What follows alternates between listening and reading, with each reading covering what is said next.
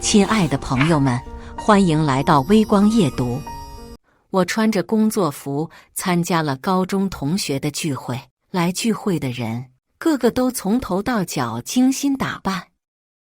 男同学穿的西装革履，戴着大金表，女同学都珠光宝气的，挎着名牌包。我还没坐下，就被班长张明出口讽刺：今天我们这里是同学聚会，可不是慈善晚宴，怎么什么阿猫阿狗都能进来讨口饭吃？周围同学的笑声此起彼伏，只有以前的同桌赵楠安慰我：别管他们，这是京市最好的酒店，大大方方吃就得了。我却看着桌上的帝王蟹、鲍鱼、龙虾摇摇头，天天都吃这些，实在是吃腻了。接下来开始我们本期故事，记得点击订阅并开启小铃铛。听到这话，桌上所有的同学笑得更欢，张明更是站起来，指着我鼻子讥笑：沈汉，你睁大眼睛看清楚了，这里的饭菜最便宜的也要6位数起，你一个连正经衣服都买不起的，哪来的口气敢这么说话？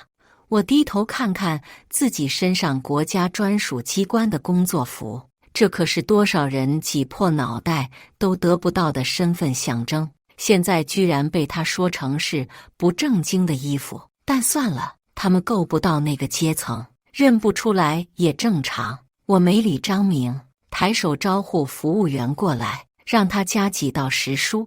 赵楠连忙拽住我的手：你跟他们较什么劲？不用加菜了，最贵的都点好了，咱们快吃吧。我轻轻摇了摇头，我还不至于他们置气，就是最近老加班，看着这些荤腥没胃口。看到服务员出去了，张明一贯的拥护者李辉当着众人的面阴阳我，还真会给自己找借口，平时想吃都吃不起，这会儿倒装起斯文来了。他趾高气昂的样子，我都怕，如果我说之前研究所天天在这儿开会，把这里当食堂吃，他会破防。想了一下李辉炸毛的样子，我忍不住笑出声。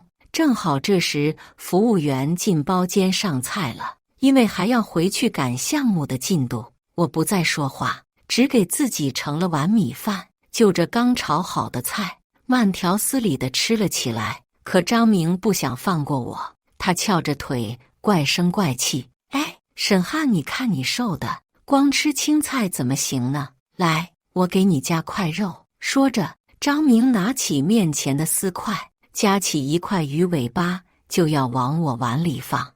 我速度更快地挡住碗：我不吃鱼。哦，这样啊。张明扔下鱼尾巴，又用手捏了帝王蟹的壳要递给我。螃蟹总吃的吧？这可是帝王蟹，蟹壳空空如也，就是个装饰品。我还想拒绝，李辉却趁我不注意抢走我的碗，他献宝似的给张明端过去。沈汉害羞不敢说：张总您随便夹，他什么都吃，他跟猪一样不挑食。于是张明跟李辉唱起了双簧：鱼眼不错，吃了明目；鸡爪子来一个，搂住钱财，吃个鸽子头，补补气。这个好，这个好，千年大王八，吃瘪不吃亏，哈哈哈哈。没一会儿，我的碗里就堆起了各种骨头。赵楠看出他们故意欺负我，忙上去赔笑脸：张总、李总，沈汉不是故意的，他这几天胃不好，确实吃不了荤腥，这杯酒给您赔罪，您别跟我们计较。说罢，赵楠对着桌上的人头马给我使眼色。我不屑地坐下：我可以倒酒，但他们敢喝吗？身为国家级骨干，就连研究所的那些领导也只敢给我敬酒，让我倒酒。真是好久没听到这种大言不惭的话了。哟，以前还真没看出来，你小子挺会装逼啊，还特么倒酒。这酒你都没开过吧？你知不知道这个酒有多贵？我看沈汉上大学那会儿就挺装的，仗着学习好都不带跟我们玩的，那时候明明是他们这群吊车尾的人整天成帮结派孤立我，现在还反过头来倒打一耙。但想到这个，我又觉得自己刚才的生气有点好笑。他们的见识也就到这儿了。狗咬我一口，我还要再咬回去吗？我摇摇头，拿了个干净碗，重新盛了饭继续吃。还吃？饿死鬼投胎啊！李辉见我不理他，直接把烟头扔进我的碗里。看着一碗好好的白米饭落上烟灰，我放下筷子，沉着脸说：李辉，你再怎么针对我，也不能浪费粮食。虽然现在国家的粮食够吃，可这都是那些科研人员呕心沥血的成果，现在就给我道歉？哎呦，可真是吓到我了呢！李辉跑到张明面前，捏着嗓子装女生损我。完了完了，张总，您得给我做个见证呐！我啥也没做就被人讹上了。张明皮笑肉不笑，同学之间不至于，李辉就是爱开玩笑而已。你看大家都在聊天，就你一个人在吃饭，太不合群了吧？沈汉，现在在哪儿高就呢？什么厂子要求一天24小时穿工作服啊？不好意思，保密。李辉砰的一声拍了下桌子，怎么回事？给脸不要脸是吧？从进来到现在，好酒好菜你看不上，同学间互相关心你也冷冷淡淡的，工作不好你怕丢人不说就罢了，保什么密？你还真把自己当根葱了啊！我真是太无语了。单位规定就是规定，这有什么好撒谎的？看着屋子里一个个奚落的眼神，我不想把时间浪费在这群人身上，拍了拍赵楠的胳膊，我就要走。张明使了个眼神，李辉立刻挡在我面前。沈汉，这样就没意思了吧？说来就来，说走就走，你家里人没教过你礼貌吗？我看了眼手表，现在回去刚好不堵车，让一下我就不让，你能把我怎么办？李辉得意地叉着腰。正在这时，手机响了，我侧身接通了电话。沈总工，我们刚刚根据您的推荐又进行了一次试验，结果很成功，项目终于有正向突破了。您预计什么时候回来？我们这边准备在2次试验，半个小时就到。压下心头的喜悦，我挂断电话，不顾众人眼光，大步向外走去。张明看我服了他的面子，终于挪动肥胖的身体，伸手拦住了我。沈汉，这么多的人脉，你现在走的话，这辈子都再难有机会见到了。还是说，你根本就看不上大家？张明这是明晃晃的给我拉仇恨，我是真赶时间。抱歉各位，下次有时间我再给大家攒个局。我跟大家摆摆手，可张明还是拦着我。沈汉，你今天不给大家面子，我能让你在京市混不下去，你信不信？这真给我整笑了。现在都和谐社会了，还活在过去呢？看我这副表情，李辉瞬间来了精神。你个土鳖，吉英装备科技你听过吧？京市著名企业，张总家开的吉英装备，怎么听着这么耳熟？我在脑海中飞快筛选近期接触过的人。吉英装备现在可是京市明星企业，受到重点扶持的，贡献了整个京市3%的 GDP。你惹到了张总，后果很严重啊！李辉在一旁幸灾乐祸。不过，如果你能给张总磕个头，再求我帮你说点好话，也许张总就不跟你计较了。李辉这么一介绍，我还真想起来了。前几天一柱跟我说，有个降落伞厂家特别难缠，厂家的人天天都在门口蹲守，逢人就问认不认识沈总工，还求人给我捎话，只要我愿意指点他们的降落伞产品，什么条件都可以谈。但一般这种低级别的项目都会有专人进行流程处理，尤其评估报告显示，吉英装备的安全程度远远达不到我们的标准。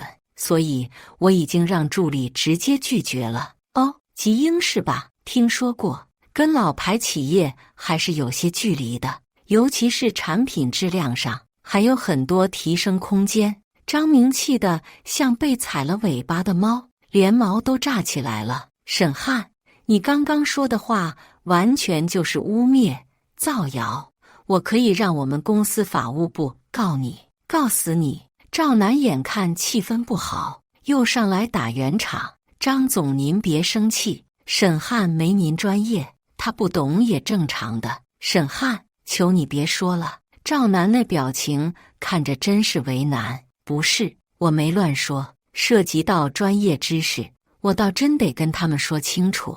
这种类型的装备安全率必须达到100%，但吉英的产品只有87%。我同事说可能是设计有缺陷，你们可以沿着这个方向考虑改善下。张明脸都气歪了，直接摔了手边的一个分酒器。行啊，沈汉，你这些话我都录音了，我现在就让法务部准备相关材料起诉你，要么赔钱，要么你就下半辈子就在里面待着吧。李辉忙上来给张明顺气，他眼珠子一转，得意地给张明建议：张总，这狗东西不是造谣，您家产品质量不行吗？我有个好主意，就让这小子在酒店顶楼给大家表演一次，他要是平安降落，当然就能证明您家产品没问题了。李辉，你别放屁！我指着窗外厉声说道。别说他家的降落伞不合格，就是合格，这60米的大楼跳下去，伞都来不及打开，人就没了。我连声质问李辉：你到底什么意思？你这算是蓄意谋杀，懂不懂？李辉不以为然：哟，你以为我是吓大的？哪有那么严重？张总，依我看，这小子就是害怕了。来，给你最后一次机会。给张总磕个头，这事就过去了。旁边有其他同学也跟着起哄，他们都想看热闹。我真是气都气不起来了，这些人到底经历了什么？怎么智商低成这样？我真的不想再跟他们有任何交集。我快步走向门外，正要开门，却忽然被人用力拽住头发，给摔在地上。小子，今天你惹到大佛了，想走可以，出点血化灾喽。是张明身边跟着的大块头保镖，不知道什么时候进了包间，这会儿他正捏着拳头，舒筋活骨，对着我笑得猥琐。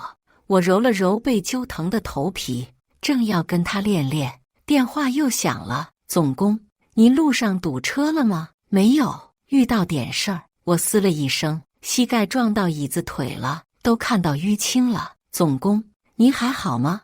您方便发个定位吗？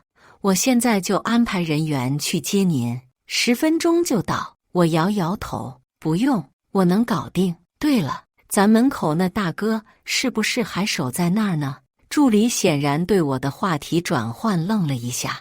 您是指那家降落伞公司的销售人员吗？今天他在侧门蹲着的，把我电话给他，叫他现在就来豪泰饭店，我这边很快回去。不必担心。挂了电话，我没立即起来，坐在地上缓了一会儿。门口大哥，沈汉，你不会把你们厂门口那保安大爷请来了吧？大家笑成一团。这年头，不会还有扫地僧那种剧情吧？要是有这种厉害人物，我一定等着开演。算了吧，肯定又是沈汉在装逼。他今天说的每一句话都是装逼。他能唬住我们，可唬不住张明。人家当老板的，什么场面没见过？今年同学会真的好有趣。沈汉一个人承包了我的所有笑点。沈汉，你自尊心这么高，这几年一定过得很苦吧？没有人来扶我，连赵楠也被周围人眼神鄙夷，不敢上前。我自嘲地笑了，拍了拍身上的灰。我解开衣服扣子，找了个位置坐下。到这份上了，也不用给他们留任何颜面了。李辉，你信不信？等会你会哭得很难看。李辉像是听到了天大的笑话，哈哈哈！沈汉这小子都开始做梦了。张总，你听听，沈汉这小子这几年全靠这张嘴活着了。李辉笑得眼泪都出来了。我不理会他，眼放金光地盯着张明。张明，等会你会哭着求我让你在顶楼给我们大家表演个跳伞，你信不信？张明笑得肚子上的肥肉一抖一抖的，李辉更是笑得上气不接下气。张总，我给沈汉叫个救护车吧，他真病得不轻啊！哈哈哈！同学们都来，咱们5块不嫌少，10块不嫌多，给沈汉先凑出个治病的钱。哈哈哈！我出5块，大方点，我给20。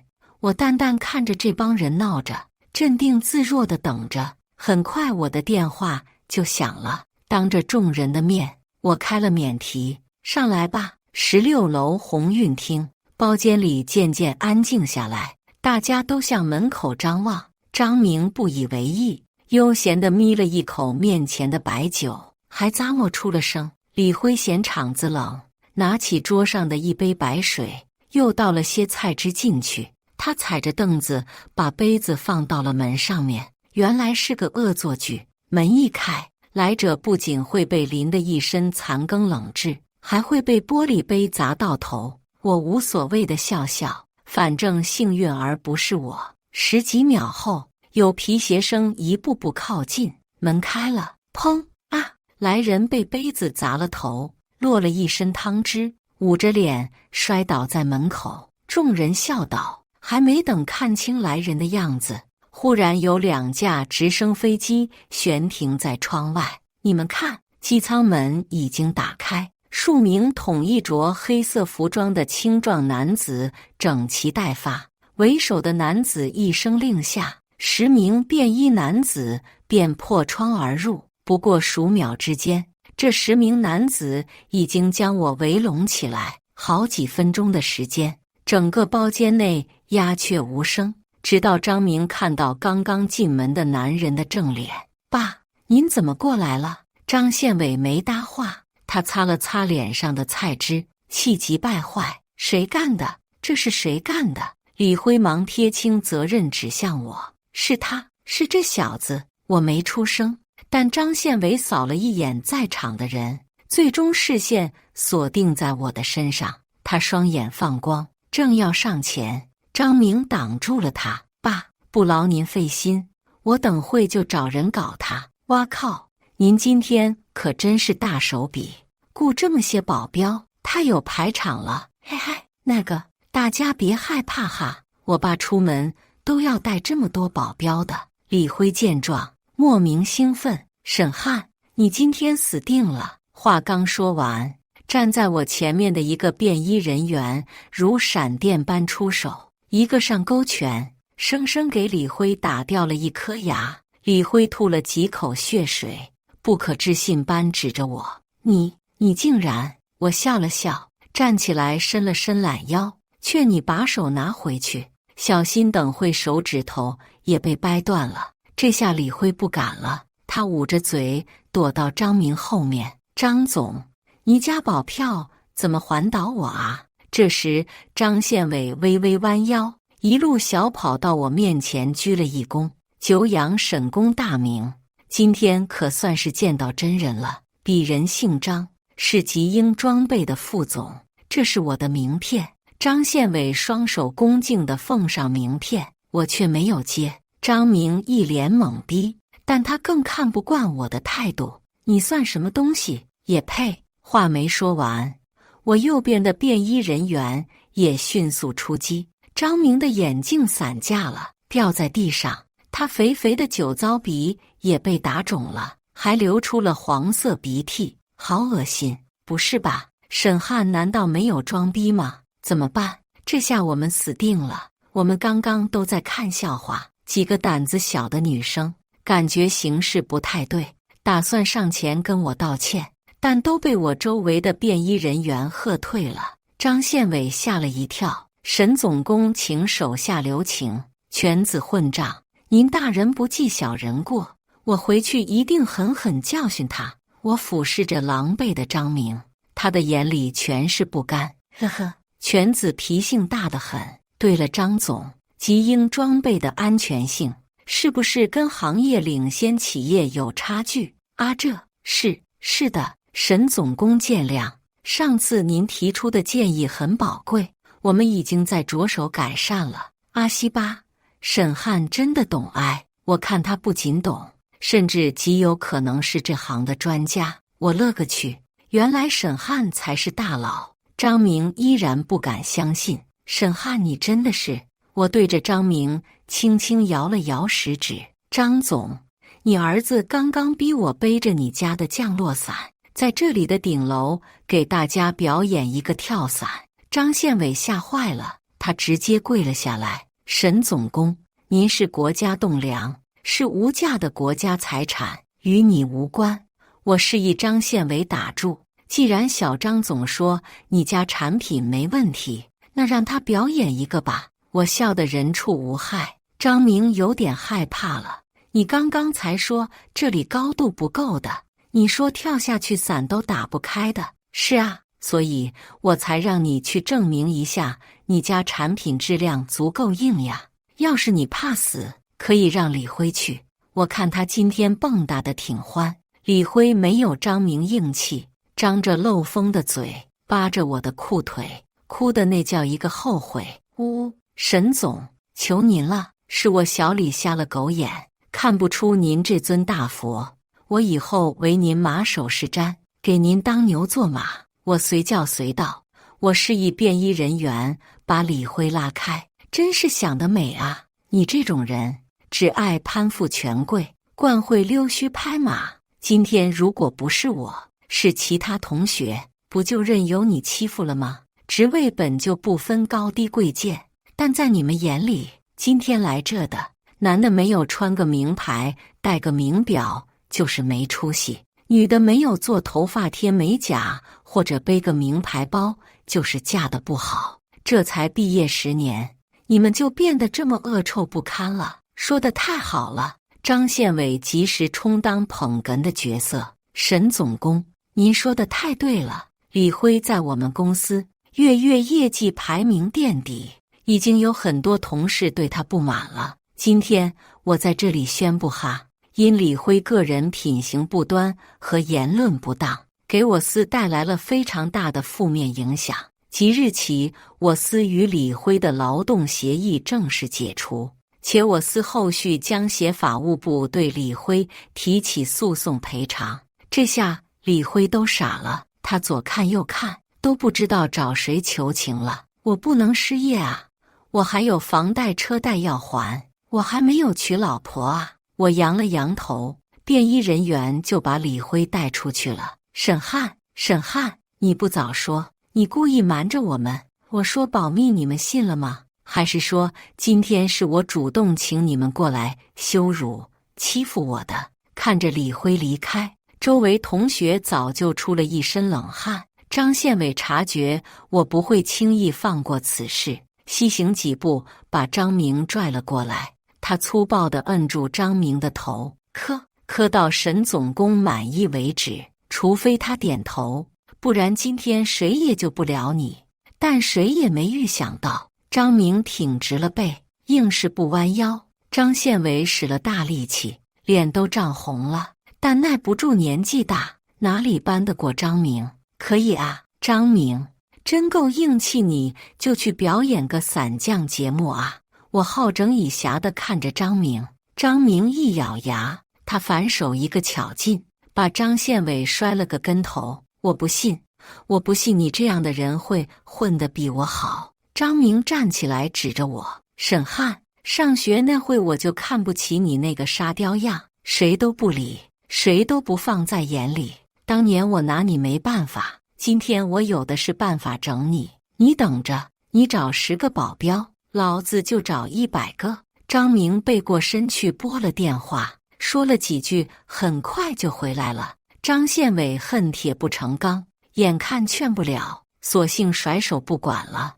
我靠着椅子闭目养神，顺便在心里默算实验数据。这时，助理给我打来了电话：“抱歉，沈总工，因为担心您那边有问题，所以还是给您安排了安保人员。目前您那边情况还好吗？还需要我再多安排些人吗？”“人员足够了。另外，我记得王德才应该出差回来了吧？”“是的，沈总工。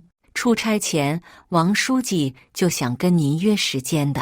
现在需要联系他吗？让他来一趟吧。”我刚挂完电话，就有10几个黑衣保镖冲进门，后面跟着一个肥头大耳的男人。京市哪个不怕死的敢惹我张宪波？张明这会儿比见到他爸还激动：“大伯您可来了，你大侄子快被人打死了。”张明把脸贴近张宪波，指着上面的几块淤青卖惨：“大伯，您在我们京市是有头有脸的人物，今天他欺负我，也就等于是冒犯您，您可不能手下留情。”张宪波摸了摸侄子的脸，张明疼得龇牙咧嘴，转头看到在场的人都回避他的视线，只有被便衣人员围住的我悠然自得。张宪波豆大的眼睛危险地眯了眯，狠狠吸了口雪茄。他手指轻轻一勾，立刻就有保镖想对我动手，只可惜这场架结束得太快了。保镖刚出手，我身边的便衣人员就快步上前，一个闪身直接给了对方一个背摔，只1秒钟，大块头保镖就躺在地上，扯着胳膊叫唤着疼。张宪波看到这个情况，阴沉沉地假笑了一声：“有点意思，我在京市这么多年，从来没有人敢打我的人。”我活动下肩膀颈椎，语气却不输他：“没遇到算你运气好，今天我不打你，明天也会有别人打你，作恶多端，活该被打。”张宪波有点绷不住：“冤家宜解不宜结，小兄弟背靠哪家？不妨说出来，别大水冲了龙王庙，一家人不认的一家人。别客气，我肯定跟你不是一家人。动手！”张宪波扔了雪茄，双手一挥，示意保镖全都上。旁边的人都吓得尖叫起来，纷纷抱成一团，躲在角落。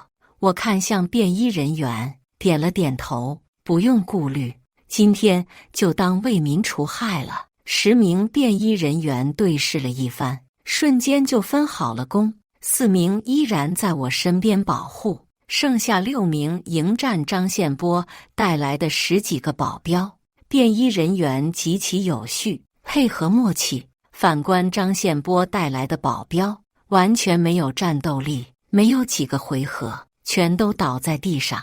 这水平，倒像是临时喊来凑数的。请这种临时的群演也挺难的吧？凑齐这些体型健壮的，估计更难。据说现在群演有受伤的戏，还得另外加钱的。你们别忘了跟这位老板要钱啊！张明见到局势又一次弱势，跑过去拽着张宪波的胳膊：“大伯，大伯，这小子太嚣张了，咱今天必须得弄他。不然咱们在京市的脸就丢大了。”张宪波往地上吐了口痰：“放心，我叫人来，等会就让他收拾东西滚出京市。”说实话，进了研究所且做出成果后，国家领导对团队的每个人都十分关切和珍惜。我是真的好奇，哪个不长眼的能把我赶走？行了，再给你们最后一次机会。别搞葫芦娃救爷爷那一套，要来一起来，过时不候。一波一波的人已经激起了大家的八卦之心，胆大的都拿出手机偷拍了。半个小时后，张宪波点头哈腰迎进来一个人，眼睛都睁大点。